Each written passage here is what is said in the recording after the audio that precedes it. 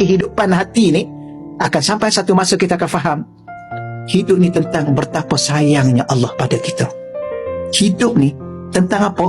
Saya selalu sebut sebelum ni kan, hidup ni tentang apa? Tentang Allah. Apa tentang Allah? Hidup ini tentang betapa cinta dan kasihnya Allah kepada kita. Sebab tu apa pun kita buat, Allah tetap bagi kita segala-galanya.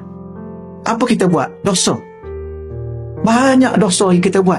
Lalai. Dalam solat pun kita lalai. Kita ni berkira dengan Tuhan.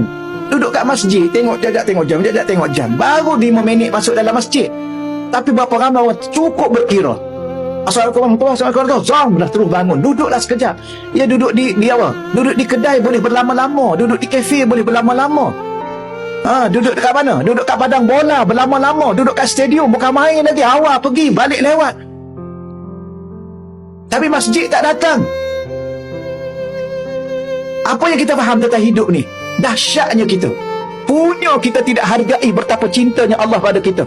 Dia bagi kita segala-galanya. Dia adakan kita, dia hidupkan kita, dia bagi rezeki pada kita, dia bagi keluarga pada kita, dia bagi segala apa yang kita happy. Sebab tu kan kita tanya soalan, hidup ni antara suka dengan sedih, mana banyak? Banyak suka.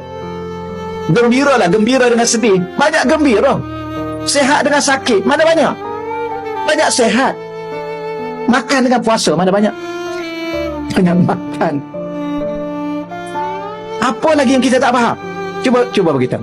Siapa yang bagi sehat? Siapa yang bagi sakit? Siapa yang bagi apa? Makan siapa? Jawapannya satu je, Allah. Itu apa tu?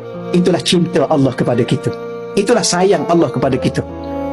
Allah minta kita solat, dengan Allah suruh kita tidur, mana panjang?